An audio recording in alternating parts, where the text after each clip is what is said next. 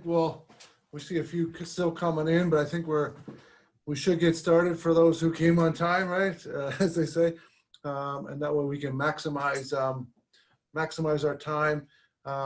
Again, I'm really excited for this. We're really moving forward with the program, and so this is just another step in it. So really excited. We want to take the time today just to kind of give a little info session, an opportunity for students to ask questions, etc., and kind of get some information beyond the website on the program. Just quickly, for those of you not had the privilege of being a student in my class, I'm Dr. Brian Street. I'm the program director for our master's program in Kinesiology. And what I'll do is I'll just quickly introduce a few other members, especially of the administrative team. And so that way, those are the ones you'll be talking to, I guess, besides me directly as you move through the initial parts of the process in the program. So I'll start with you, Rhonda, if you could just introduce yourself quickly. Hi, I'm Rhonda Dawson. I'm Director of Extended Education for Extended Education and Global Outreach. Perfect. And Rochelle, please. Hi, I'm Rochelle Salyards, and I am the lead coordinator for degree programs. Perfect. So these wonderful folks are the ones that are really going to be working to kind of help you through that process, especially initiating your application, and thereafter they're really helpful in terms of on the administrative side. And myself and the rest of the faculty members are very much happy to help any as it relates to curriculum and research goals and all the stuff that go with the academic side of the program. We're all here to help, and we're all here because we're excited about the program. So what I thought I would do is maybe I'll try not to talk too long here, maybe do a 15-minute, I put a little PowerPoint together here so I can hopefully hit some of the major components of the program, and that way hopefully either answer some of your questions or at least initiate some thoughts.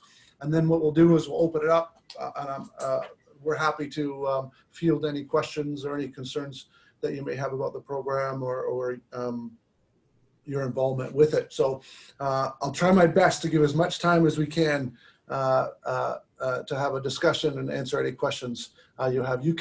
All your questions you can put into the chat, and like I said, we'll kind of inventory them and address them as we in the Q&A session after the little talk I give here.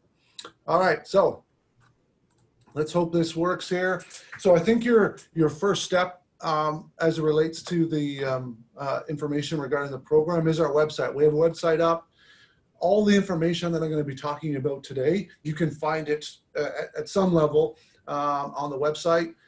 You can find information about all the different faculty members, application processes, financial aid, prereqs, etc. All can be found there. So much of what I'll be presenting today, you can find it there. So I think that should be your first stop. And just quickly, to keep updated with, for instance, this recording of this video and other information, we send it out through our student list. And so how you can be part of that student list, if you go, it's right here, right at the bottom of the homepage of the website.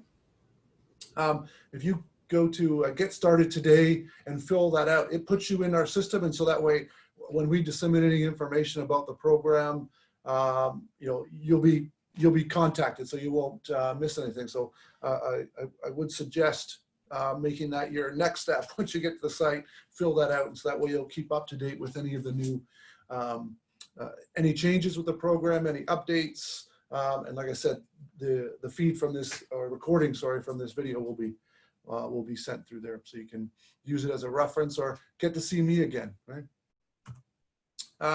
So just some general information of the program is, when we were developing this program in my department here, we're looking for filling this gap, especially in our community, but just kind of generally, as I'm sure you're aware of, where the market for, obviously, for jobs ultimately is in the allied health and the fitness and health professions. So we've really geared this program to meet that need, right? There's a huge underserviced area in these fields. And so there's lots of opportunities for students to find employment, especially in this area, if you're interested. And we wanted to fulfill that. We wanted to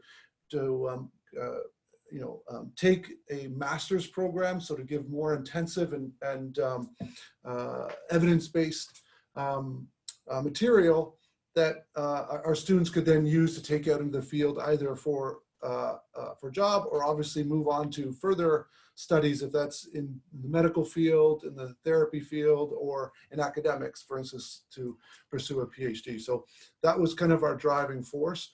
What we've done within our faculty is really pursue this idea of taking theory and then putting it into the kind of scope of evidence-based, and then allowing the opportunity, either through our own research or research in general, to see how these theories and evidence-based practice can be actually implemented, applied, right? And so that's really been a focus of how we're developing the program, and all of our courses are developed in that manner as well, and that idea of taking theory, evidence, and putting it into practice. So we really that was our goal all along when we put this program together. And we obviously specified it for our allied health and fitness professionals, right? So it's going to be really curtailed and organized for that, those particular areas.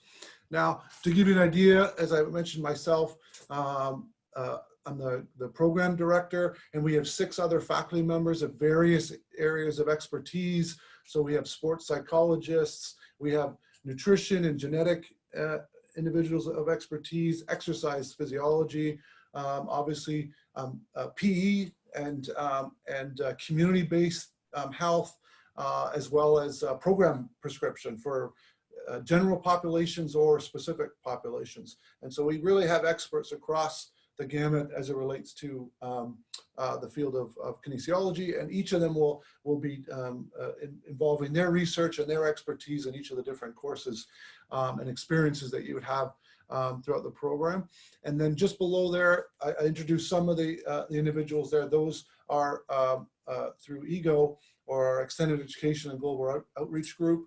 They're really there to help facilitate, and they're a great partner in this program in terms of organizing applications and being really a one-stop place for our students to get questions answered and work through the process of becoming a student in our program. And so all these individuals are happy to help and happy to address. I think it's fair to say, I think myself, Rhonda or Rochelle would be your first steps, I think, and it would just be obviously dependent upon what your question would be. But all of us would be happy to help, and if we can answer, we're happy to pass it to the right person for that answer. And so as it relates to the program, the program and courses are disseminated at 100% online. Again, that was the focus and as we're preparing this program. It's 100% online, so all course material and program material can be completed online.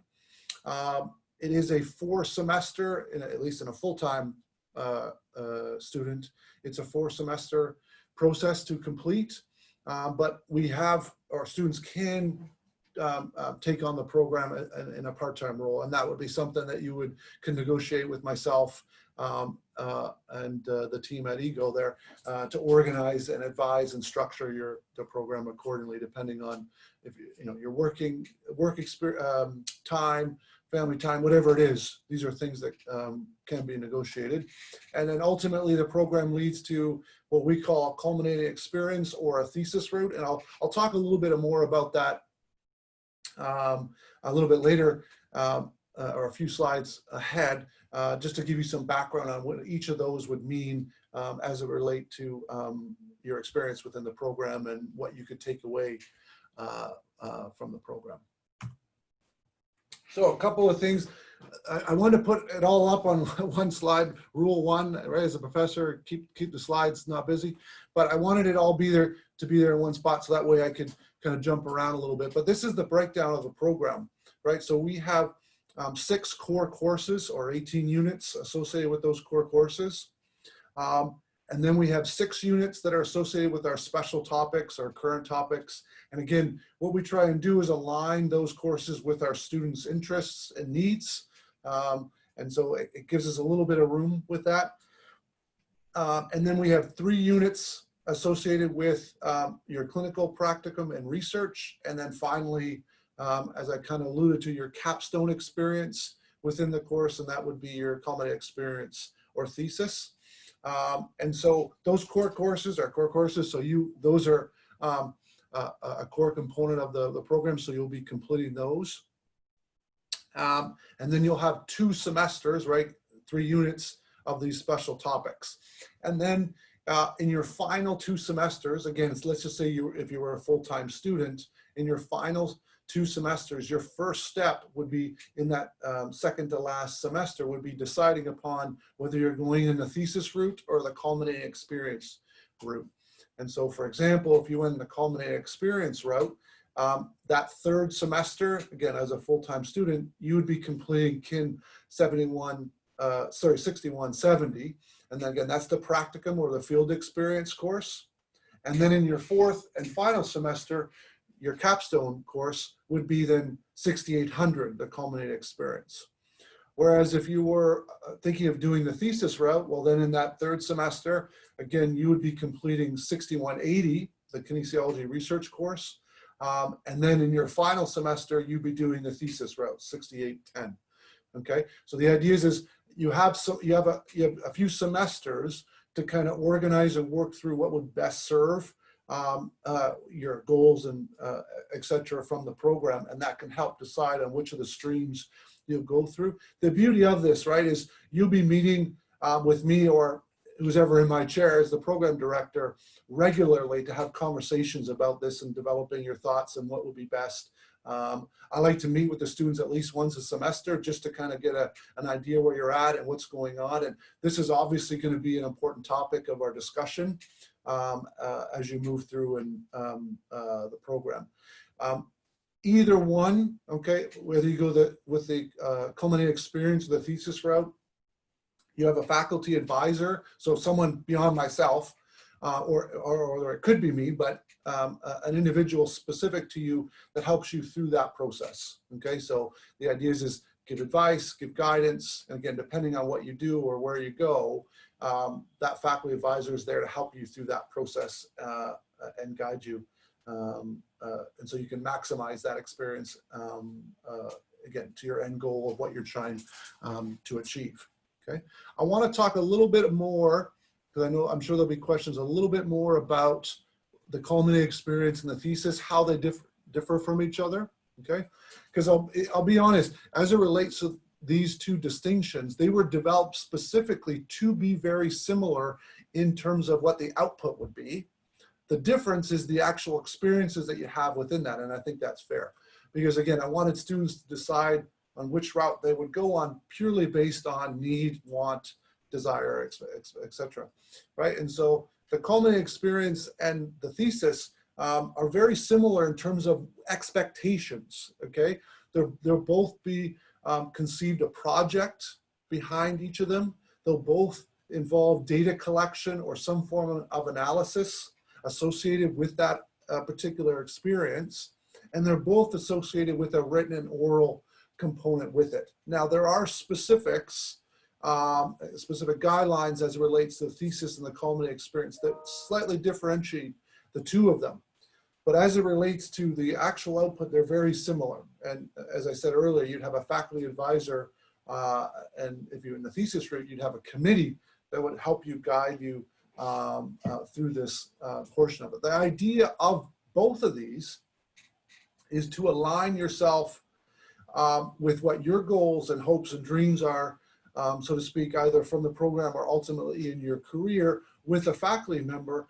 And between the 2 of you, you work through so that way, you know, that experience is going to maximize your potential for success and your goals moving forward. That's kind of the hope of this in its entirety. And then ultimately to give you skills, right? To give you skills that can be obviously utilized when you move forward in your career or to further schooling.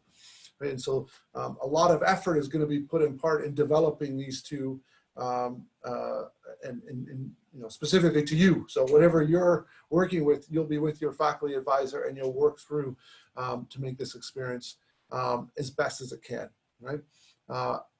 And again, I don't want the stress of these two. There's much more detail I can go into, but I want to be careful with time.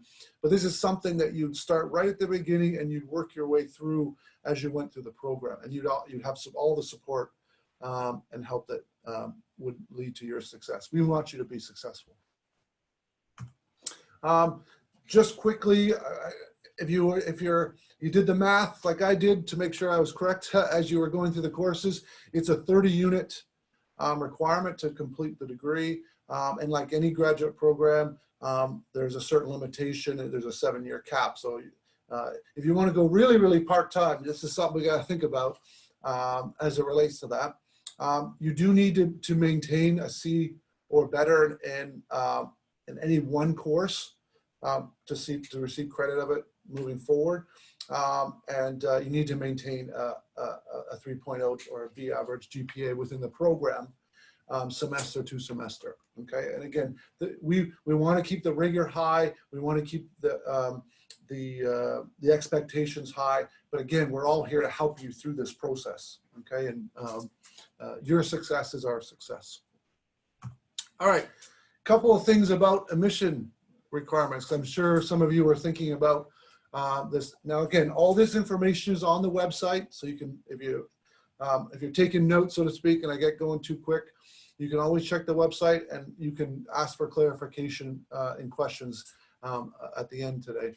But just to be to kind of give you the dot point, right? It's a master's degree, so you need your bachelor's degree first. And then we have a few prerequisites that are associated with our particular program that we know and feel would be associated with a student's ability to be successful in the program. And so you must have completed or will be taking, and I'll get into that, what that means in a second, the undergrad courses 1 of 3. So from biomechanics, exercise phys, motor learning or control, applied kin, and a functional anatomy, sorry, right? So you need 3 of those. And then 1 of either the sports psych or exercise psych, very similar, but we want to have your exercise psych background.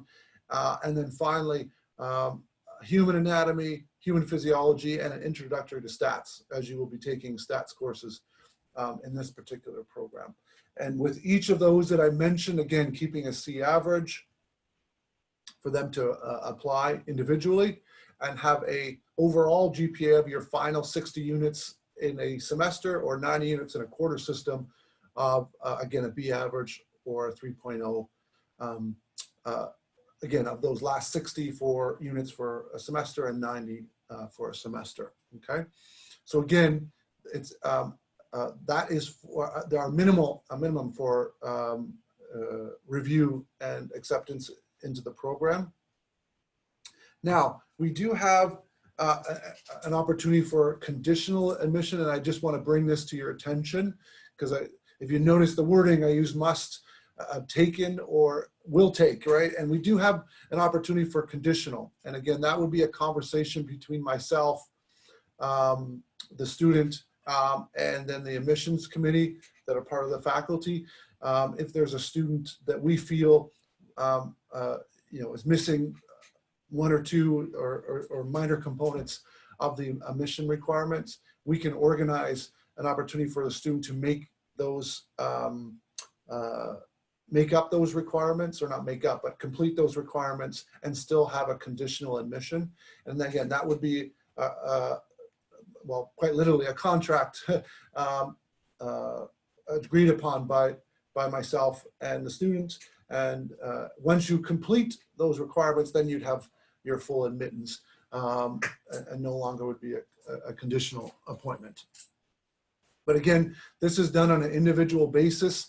So it's I have to admit, it's relatively difficult to kind of give hypotheticals, but the idea is it's on an individual basis. And so if you feel you're in that position, I highly recommend reaching out to me, and we can start that discussion. just quickly, because this isn't my area, so I don't want to step on any toes here, but just to give you an idea,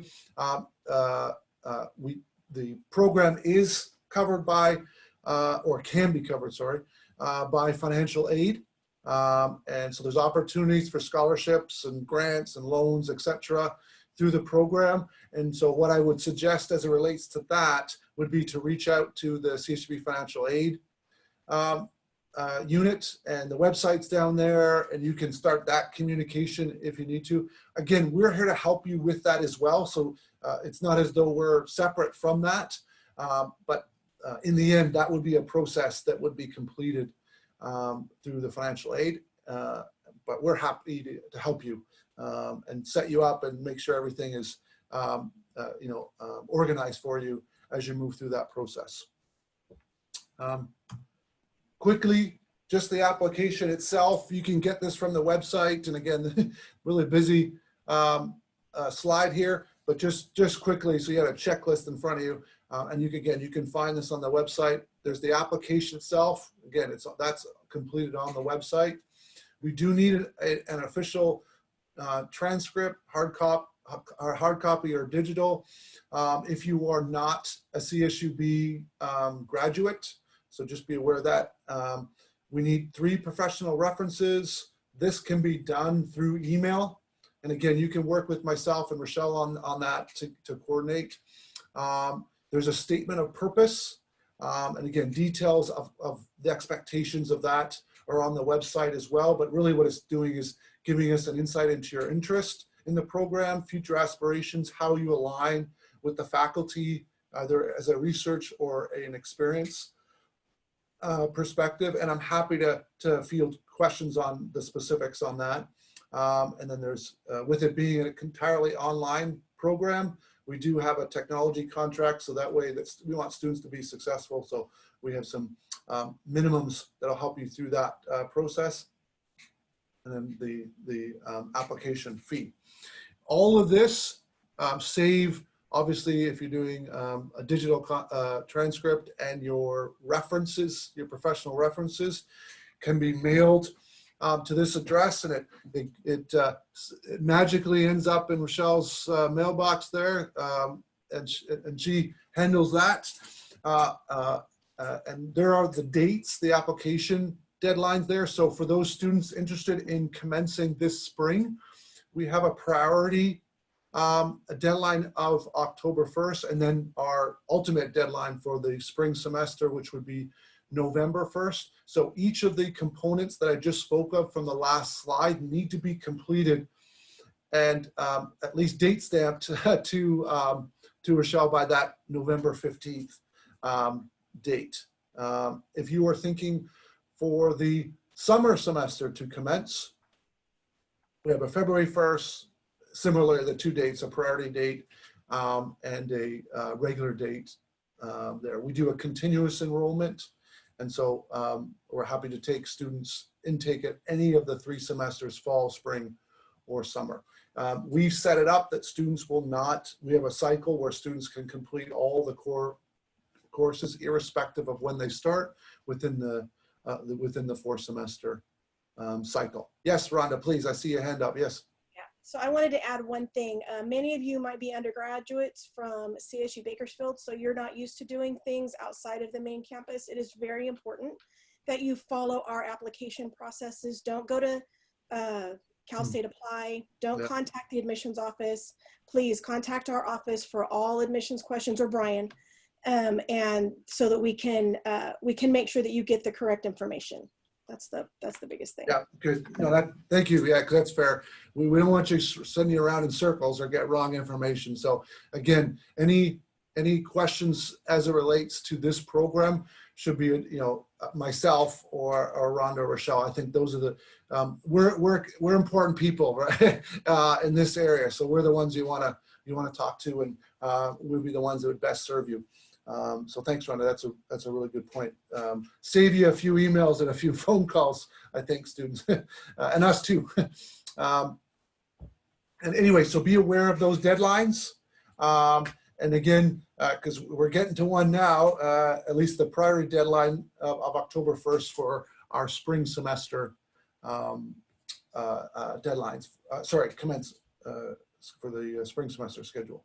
All right, I'll stop there because I want to be, I wasn't too bad in terms of time. I didn't get too out of hand. What I was hoping to do is I'm happy to take some questions or concerns that students may have about the program.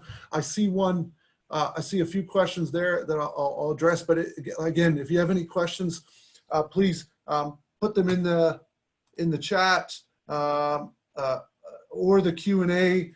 We got a few sources here. I'll try my best to kind of dance around each of them. And like I said, if we don't get to your question or you're feeling a little bashful and you don't want to put it in the chat or anything like that, remember you can always address your questions to myself or Rhonda or Rochelle through email or through phone. We're happy to help you with that. So the first one is related to classes being asynchronistic or synchronistic. The key with that is this is an entirely online program. And so all course material is asynchronous. And so that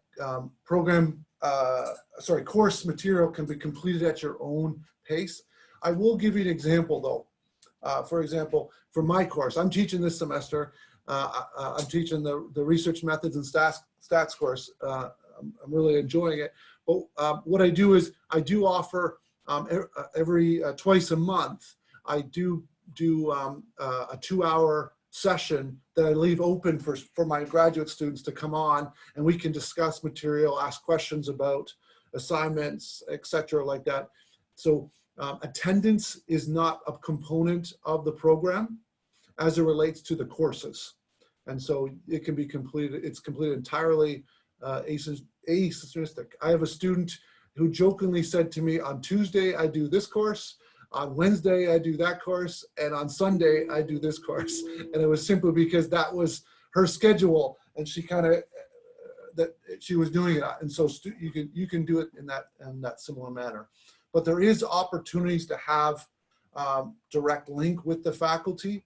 And then we have our normal office hours and our own ability to connect with students. If you are in the area, so you live close, when the campus would open, you could come to office hours. You're a regular student just like any other, and you could come to office hours and be with the faculty. Obviously right now, all of our interaction with students is done through Zoom anyway. And so that's how we're completing our interactions. Oh, and so related to labs. So yes, a student was asking, is it related to access to labs at other CSUs and faculty closest, to where you are in those research projects. Okay, so as it relates right now, I can't speak to specific scenarios because again, it would depend. I can't say, oh, this campus is good, that one's not.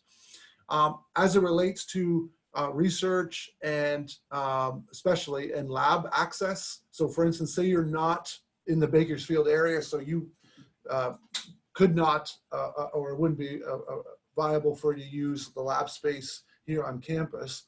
That would be something either at another campus or another facility. That would be something that you would work with myself and your faculty advisors.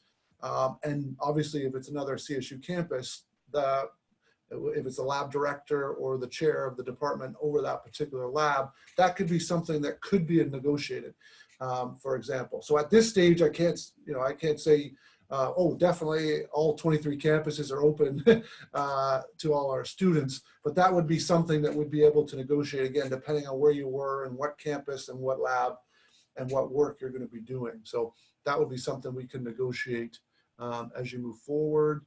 One more thing. Oh, the GWAR. Oh, the specific, sorry, what is the GWAR? The GWAR is part of our undergraduate program, part of our GE requirements. And so if you're out of the CSU, you may not have to do the GWAR. And then that would, or sorry, not may have to, you may not have done the GWAR.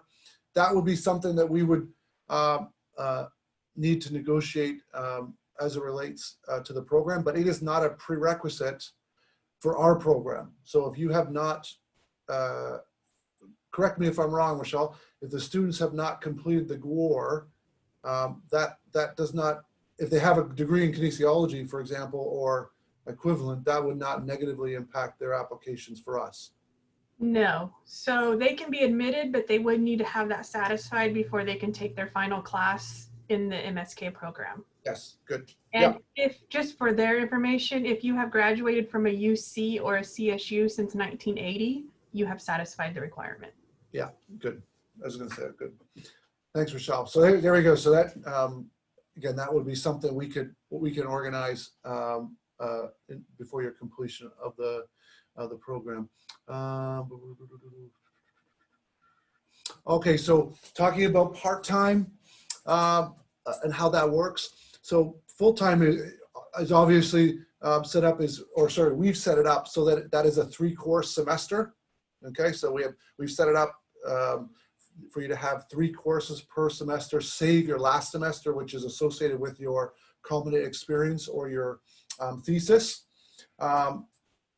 And so as it relates to a part-time, what that would be something that we would have to individually negotiate. And so if you, to give you an example, you could go full-time, and then if you needed to go part-time, that could be something we can negotiate. Or if you needed to be part-time at the beginning and then move to full-time, you could do that as well. So it's on an individual basis how that works. And again, the reason being is, depending on how you set it up, I want to make sure that we can advise you appropriately. That's going to be effective for you as well. Not just it relates to timing, but courses, etc. So I apologize if I can't give you a specific answer, because it's really based upon, that's something we'd have to negotiate. Rhonda, yeah, I see you there. Yeah, please. And I think the biggest thing is that students, you don't have to be concerned about deciding whether or not you're going to be full-time or part-time. It's not necessarily a track. You just need to be aware, your advisor, Dr. Street, they would need to be aware so they could advise you appropriately, but you're not locked into one or the other at any point. It's completely flexible based on your schedule. Yep, good. Yep, thank you, Rhonda. Yep, exactly. We can modulate it depending on, like you said, on your schedule. If you can convert back and forth. To Rhonda's point, would be the main issue, is just making sure that we can advise you effectively. And so we need to know ahead of time how that works. And like I said, I meet I want to meet with each of the students at least once a semester. And so that would be something we'd be negotiating as we went through. Ideally, what I like to do is I like to set up a whole plan for your whole degree.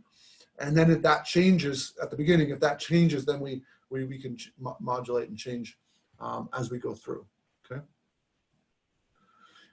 So yes, I got a question related to references from professors from CSUB. Definitely, yes, that would be a professional reference. And so we've had many actually of our CSUB students use our faculty as a reference. So if you have a good experience with a faculty member, I highly recommend it. So will some classes have labs to meet on campus? No, we do not have. There are no courses in which a student must attend a lab or be on campus for this program. Okay. Where that distinction comes into play is that for as it relates to the culminated experience or the thesis, there may be opportunities then for students to have access to the lab on campus, or resources on campus, equipment and that type of stuff. Okay, that is on an individual basis per student, but irrespective of your location, you can complete this entire program where you are. You do not need to come to campus to complete any of the components to complete the program. Okay, so that's a good question in terms of employment characteristics from this, because I think it's clear further education is definitely a possibility. So the idea, you can go into a PhD, further graduate studies, whether it's your doctorate in PT or in OT or whatever it is, exercise phys, that type of thing. As it relates to employment. Dr. Street, Yep. the question isn't showing up for everybody. So could you read that question so that everyone will be on the same? Oh, sorry. Yes. page? Yeah. I apologize. I pull it up. I'm assuming everyone can see what I can see. What are some examples of employment opportunities in the greater Bakersfield area? And so I'm assuming related to once you've completed the degree, because if you're talking generally, that's a big question. But as it relates to the degree, what we wanted to do is fill that niche for obviously the Southern Valley area here of health professionals. So, for example, there's Chevron has a large employment exercise-based program, and so our graduates could be the directors or lead those programs. So whether it's nutritionally based or exercise-based programs for that, you could use this program to further your PE. So if you want to be a physical educational teacher, to increase your scope and capabilities for that. There's an opportunity to get involved in some of the healthcare field. We have a new pulmonary recovery institute at Mercy, like literally just across the field from us, and one of our, not from this particular program, we haven't had any graduates yet from this program, but one of our kin graduates is now working there. So this would be a great opportunity to do that. It's really, I don't want to say there's too many, but there's a lot of different areas in which you could address. And the beauty of this program is it does allow that flexibility, especially with your culminating experience in your thesis opportunities, that you can really curtail those to whatever you're trying to achieve. And so if it's specific with, you want to work with athletes in performance, if you want to work with athletes or with recovery, if you want to work with children in PE, if you want to work with older adults in an exercise program to minimize falls or to benefit or reduce the consequences of disease, there's a wide gamut, and the idea was the program would be set up for you, at least in some way, especially in, like I said, your culminating experience, your thesis, to fulfill those, right? So really what it would come down to is organizing what you want out of the, ultimately out of the program, and we can curtail or modulate, especially those final experiences to help fulfill that. So it's, I don't want to say you can do anything, because that's not a good answer, but there's a lot you can do. There really is. There's definitely a lot in terms of opportunities for employment and further study for that matter. Okay. I hope that was helpful. If you have, I will say this, if you do have some specific questions about what you may or may not be able to do with the program, I'm happy to shoot me an email. I'm happy to kind of follow up on that. If you had some ideas at least, then I can, because again, I don't want to say there's too many, but there's lots, you know, and so if you have a specific area you're interested in, please let me know, and I'll be happy to kind of field those questions and maybe give you a more specific answer to what you're, the area you're looking at. Okay, so do you have do you offer assistance in placement for the culminating experience? So do you mean in terms of finding the spot? Like, if that's what you mean, yes, that's the idea, is you'd be working with a faculty advisor. And so we would help organize, right? Ultimately, if obviously the student already has or knows where they would like to work, well, that's something that we can work with. We have a lot of partners in the, in the area as it is, from our undergrad degree, and research and et cetera, just partners. And so that's something we would help work through, right? Help organize and help develop for the student. And then does CSUB offer career counseling service? Oh, yes. We have a whole center. We have a whole center on campus for that. CECE is the moniker for it. That is that's why they're here, is to help our students with career development. So they can be, I think, a really good connection for that. but we want our students to be successful from this program. We're really, when I say we, Rhonda, Rochelle, the faculty, we're really excited about this program. And so maybe I'll just speak for myself. I'm very happy to give some career advice, so to speak, if I can, as it relates to what your options would be, where you should go, what you can do, and stuff like that, as it relates to the kinesiology field specifically. But we have lots of resources on campus that you can use to help with that, beyond just kind of, when I say counseling, it could be, CV and resume development, it could be interview development, whatever it may be. We have lots of areas to help with that. So it would really just be a matter of you reaching out, I know I would be happy to help.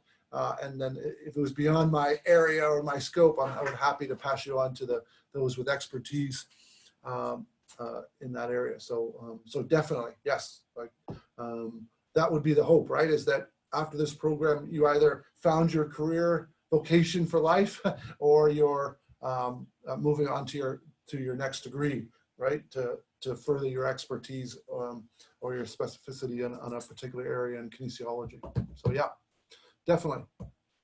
And again, if you have specific questions about that, shoot me an email. I'm happy that we can go back and forth on that a little bit.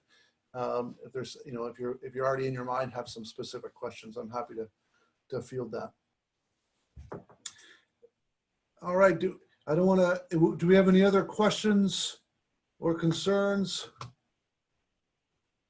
Happy. Oh, okay. Yes, that's a really good question. So we have the question just is related to once we apply to the program, when would we hear about the status of our application or acceptance, that idea. So when your application is complete, meaning all material is in, you will receive an email saying, we got, you're good. We have your materials. And then just to give you an idea, we have a admission committee. It's made up of the graduate program faculty. And we try and be we'll try and be as quick and studious as we can on this. And so I can speak to this semester that is coming up. So for those students applying for the spring semester, we will have by mid-November, you should be looking to see a response on your application. And I'm happy for you to send, if we get to mid-November and you haven't heard from me, or from us, sorry, I'm happy you can send me an email and bug me on that, and I'll make sure I follow up on it. And so that's kind of will be our general timeline. But again, students have a question, I never say stop asking questions. So if you, I'm happy to address them. So if you're sitting there and you're thinking, I don't know what's going on, email us. We're not gonna ignore you, right? And we're happy to make sure you feel comfortable and confident about the process and what's going on. But you should look for somewhere in mid-November. I'm just thinking for all of us, we'd love to have this all sorted before Thanksgiving, right? So anyway, I think that will be our plan. Okay, so just want to make sure I'm not missing anything. Again, we'll give it a few more moments here if there are any more questions or concerns, right? But what I will say is, as I've said throughout here, is if you have any questions or anything that hasn't been answered, or what I'm thinking might happen after this presentation, as the wheels turn in your mind, some questions may come up. Please, shoot them our way. We're happy to field them and do whatever we can to make you feel comfortable of the process and what's happening, and making sure that you don't feel like you're missing something or we are actually missing something, right? So anyway, I'll give it a few minutes there. Like I said, please go to the website. Please sign up for Get Started today. Put in your information, so that way we any sort of communication, we use that as our base to send out any communication about the program. So make sure you're doing that. And yeah, if anything comes up, let us know. And we're happy here. We're happy to address it. Any other thoughts, Rhonda, Rochelle? Anything I missed? Anything you want to say? I think we're good. All right. Well, anyway, I'm really happy to see your interest in the program, and like I said, maybe we'll see you next semester or the semester after that. Who knows, right?